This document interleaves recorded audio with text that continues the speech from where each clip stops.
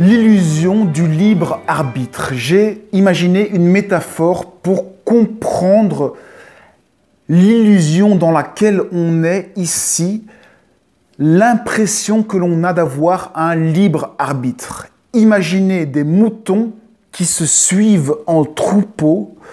Vous avez un mouton tout devant et puis vous avez des moutons derrière qui suivent le troupeau. Eh bien, il y a le premier mouton qui, lui, a un vrai libre arbitre. Il peut choisir à tout moment d'aller à des endroits complètement inconnus et il prend pour cela les risques principaux parce que c'est le seul qui va faire les premiers pas dans l'inconnu. Il fait face à l'inconnu, face à la peur. C'est le prix du réel libre arbitre, c'est la peur. Si vous voulez découvrir votre libre arbitre, si vous ne passez pas par des peurs, c'est que probablement vous passez à côté de votre libre arbitre. Si vous voulez grandir en conscience, vous devez découvrir des nouveaux champs de vous-même, c'est-à-dire être le premier mouton, avoir du vrai libre arbitre.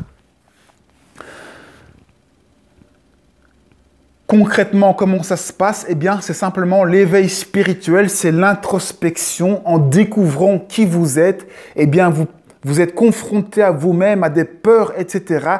Et l'éveil se passe naturellement en faisant de l'introspection ou dans la vie réelle, en faisant face à vos peurs, en essayant de rester détendu, calme. Là, vous grandissez en conscience, vous augmentez votre libre arbitre. Ça, c'est le vrai libre arbitre qui peut se faire intérieurement ou extérieurement. Ça, c'est ce que la plupart des gens ne connaissent pas. Je vais maintenant parler de ce que vous connaissez, ce que moi je connais, ce que nous connaissons généralement, c'est le faux libre arbitre. On a l'impression d'être libre, mais en réalité, on fait partie des moutons qui sont à l'arrière et on suit simplement dans le confort ce que font les autres. On a repéré un mouton qui est devant nous et ce mouton qui est devant nous, c'est notre gourou. On le suit à la trace, on fait comme lui parce qu'on sait qu'il a déjà parcouru le chemin et donc on le suit, on fait comme lui, on a l'impression d'être libre simplement parce qu'on peut marcher un petit peu à gauche, à droite derrière lui. On a l'impression qu'on peut être libre. Après, on voit des moutons qui sont sur le côté, alors on change complètement, on va derrière un autre mouton, on le suit, on a l'impression d'avoir fait un grand changement, d'avoir complètement changé parce qu'on suit un autre gourou en fait, et puis on suit un autre chemin, on a l'impression d'un autre libre arbitre. En réalité, on ne fait que suivre des moutons qui sont derrière, mais on ne fait jamais de choix personnels qui viennent de nous-mêmes, de l'intérieur, qui ont été confrontés à personnes qui viennent de nous.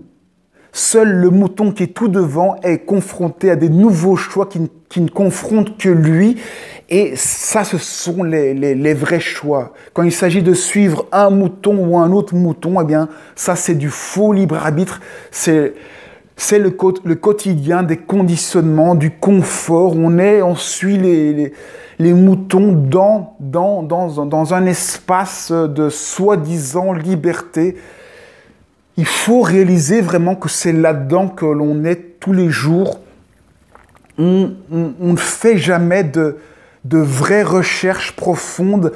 On va toujours suivre des églises. Tant qu'on suit des églises, des gourous, des parents, des amis, des frères, ce sera toujours de l'illusion. On vivra dans le monde des autres, dans des sentiers battus que des gens ont déjà balisé pour vous. Et là, il n'y a pas de liberté, il n'y a pas de merveilleux, il y a juste le merveilleux de quelqu'un que vous allez vivre. Ce sera le monde merveilleux d'une personne, mais pas votre monde merveilleux.